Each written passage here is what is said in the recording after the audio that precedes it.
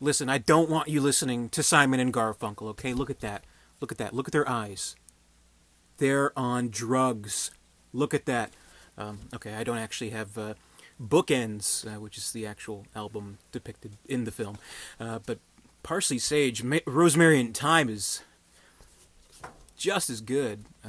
But never mind that. Today's review is Almost Famous. Now, of course, this month I am taking your requests. I'm doing March on Demand, reviewing what you tell me to.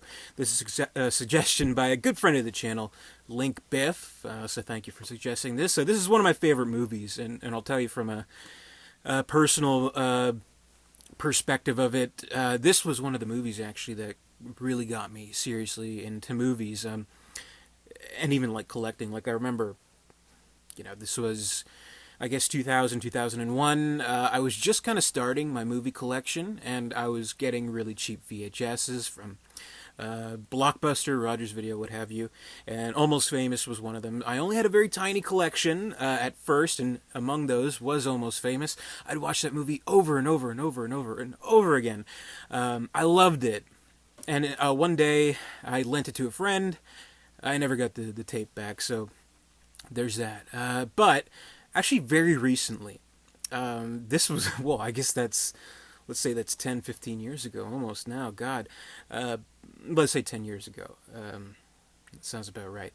But the movie's always kind of been on my mind. I hadn't seen it in a long time, and actually just about a couple of weeks ago, actually, I ended up buying the Blu-ray. Now, this, of course, it's the director's edition. This is untitled, the director's cut, which I'd never seen before, and when I watched it I thought it was kind of an interesting experience because there were some scenes in the movie where I was definitely like, yeah, that's new, because it's like 40 minutes longer, so there's got to be some new stuff and elongated scenes and stuff like that, but a lot of it I couldn't really tell you what exactly was new, what exactly wasn't new, but I would say maybe hesitantly that the definitive version of the movie is untitled, is the director's edition. I think, with Almost Famous being such a great movie, you can't have too much of a good thing, right? So I love the movie, and as somebody who loves rock and roll, man, I think it's a treat, and, I love rock and roll. I love music.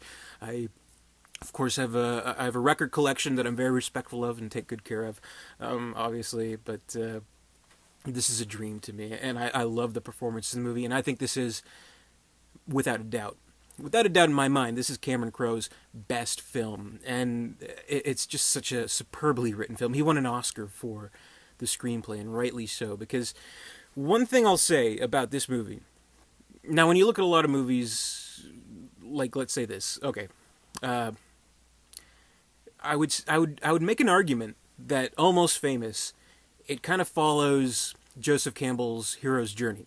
And when you think about that kind of template, that kind of outline for a story, you always think about these fantasy movies, right? You think about like Harry Potter, Star Wars, whatever. But you wouldn't necessarily always knee-jerk reaction think Almost Famous. But I think you can make an argument for it because when we think about it, we have the young kid, Patrick Fugit. He's in his safe place. He's in his home. He's kind of overly protected by his mother, played by Frances McDormand, who's brilliant in the movie, by the way. But he goes on this adventure, right? And he does kind of meet the archetypal characters. Like the wise old man is really the Philip Seymour Hoffman character, playing the aging rock journalist who gives him, tidbits. It's like, the band is just gonna bring you out on the road and make you feel cool, but you're not cool. I met you, so don't fall for it, man. Things like that. And of course he meets the beautiful muse, Penny Lane, played by Kate Hudson. And instead of, say, saving a magical kingdom or a planet or whatever, he's out there to save and preserve the very spirit of rock and roll, which in this movie, it's dying. And everyone's saying how it is dying, and everyone's kind of coming to terms with that. And after, of course, the huge journey which changes him, he comes back to home, like in the template, but he's changed, and he's changed for the better, and it's been a magical journey for him. So it is this journey. It's a great journey with great characters, and I'd also argue for, we're talking about archetypes and stuff. about how rock is dying and stuff like that, I would make an argument as well that, Penny Lane, she kind of represents rock itself, and how we have the lead, well, not the band leader, but the lead guitarist of the band, Stillwater, played by Billy Crudup, who's brilliant. His best role, in my opinion. He's not treating her right, which, in a sense, you can say he's not treating rock and roll right. He's not treating the spirit of rock and roll right. But here's this kid who's, by some strange series of events, has found himself on this road trip with them, along with the band. He is in love with her. He's in love with Penny Lane, and he's in love with rock and roll, and he'd die to protect her and it. So I think it is this beautiful story about rock and roll itself, and how maybe it did die, but maybe because it wasn't treated quite right, despite undeniable love for it. Bands sell out. Bands do certain types of music to appease the critics, and not really about the fans. So it's all kind of about that kind of stuff.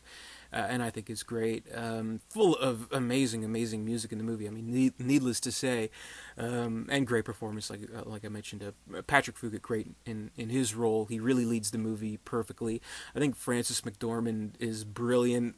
She definitely will remind people of their overprotective mothers. Rock stars have kidnapped my son, and every character is like, your mom kind of freaked me out, man. I think that's hilarious. Billy Crudup, I think it is his best role. Like, he is this kind of actor who's he's a character actor at heart, I think, because you kind of look at some of the roles he's done. Like, look at this, and, Trust the Man, Jesus' Son. He was in Spotlight, of course. The Watchmen. He's always playing something different. Like, he's never really played the same character. And I think this so far has been his best role. He's really funny and unpredictable kind of character. Like, when he goes to the party, he's like, I want to meet some real good, honest, down-to-earth people. The kid's like, hey, we're having a party. We're, good, honest, down-to-earth people. And she's like, mm-hmm. Cut to the next scene. He's on the roof. I am a golden god. What are your last words? I'm on drugs. Think of better last words. I dig music. And I'm on drugs. And he jumps into the pool. But don't worry, he survives. And then, of course, it leads to that great scene, where he's drying off, they're driving away, and, they sing along to Tiny Dancer by Elton John, which is just this iconic and wonderful moment in the movie. Patrick Crew's like, I gotta go home. Kate Hudson, whatever she does, you are home. She's great. I think it's her best role easily. Like, it's so hard not to fall in love with her in this movie. She is wonderful. She is great. She is she is this siren. She's this goddess. She's this muse. She's so wonderful and beautiful and really, like, irresistible. Absolutely her best role. And she was nominated for an Oscar for it. I think she probably should have won. She won the Golden Globe, too. I think this is 2 Golden Globes. Best Musical Comedy and Best Supporting Actress. Yeah, that's about right. And for whatever reason, I guess she just kind of got quite a bit of stardom from this and just kind of went on to do romantic comedies with Matthew McConaughey. But, if McConaughey can have a McConaissance, we're going to have, hopefully, a Kate Hudson-assance. Yeah. Philip Seymour Hoffman, absolutely brilliant. Just absolute proof that, there are no small roles, because it's not really that huge of a role, but he makes such a big impression in the movie. This was kind of that period leading up to Capote, where he was like, he's that guy in that movie. Oh yeah, he's that guy from Boogie Nights. He's that guy from Twister. He's that guy from Scent of a Woman. He's that guy from Almost Famous. And then all of a sudden, he became Philip Seymour fucking Hoffman, a legend, a great actor. We miss you, Philip. We miss your great performances. Cut way too short. But anyway, I mean, not to dwell on that, but I think he's excellent in the film. And Jimmy Fallon kind of just randomly shows up in the middle of nowhere as kind of this sleazy agent. He's great, really funny. I didn't even really recognize him. I forgot he was in the movie, and all of a sudden I'm like, what? Oh yeah, Jimmy Fallon is in this movie, so I thought that was great. One of the best scenes in the movie is when they're all in the plane and it's a thunderstorm, lightning. They think they're gonna die, and then all these revelations come out. So it's a really kind of cathartic scene. And Jason Lee, he's great in this movie too. Being the sort of jealous lead singer of the band who has to kind of live in the shadow of the guitarist with mystique, as he puts it. He's great. Probably his best role, actually, too. Because, well, I mean, Alvin and the Chipmunks, the road chip, is pretty good too. But this, I'd say, is better. So yeah, just an incredible cast. And Zoe Deschanel is actually in the movie too, playing Patrick Fugut's sister, actually. And just such a great movie, full of great music. Really funny, but naturally kind of funny. Like, you can tell this movie, it comes from a real place. Like, you can tell, even if you didn't know that this is semi-autobiographical, as Cameron Crowe has stated it is, you can tell it comes from a real place. Like, the humor and the humanity and just this kind of nostalgia that it has to it. Like, we always talk about nostalgia in movies having a negative connotation, but this is a movie that kind of looks back at the peak of rock and roll and its last glory days, and it looks at it as a magical time, which I think is powerful. I really do. I think it's a great movie. I think it's one of the best of the last, 20 years now. So an Oscar well deserved for Mr. Cameron Crowe. Great job. And I'd say my go-to version of this film would be this director's cut. Doesn't give you an option for both, though, so there's that. So I love the movie. I think it's great. If you haven't seen Almost Famous, check it out. So that's my review today. Thanks, Link Biff, for your suggestion. One of my favorites. I feel we have a similar taste in movies, so maybe I'll be going to your other suggestions, too. But anyway, I'm, of course, doing this month March on Demand. I'm reviewing movies at your suggestions, so if you have a recommendation, I'm going to put a link to the video where you can comment below. So leave me a comment on that video and let me know what you want me to review. I'll see what I can do, But thanks very much for watching. Give me a thumbs up, comment, rate, subscribe, all that good stuff. Visit dare237.com. And until next time, don't do drugs.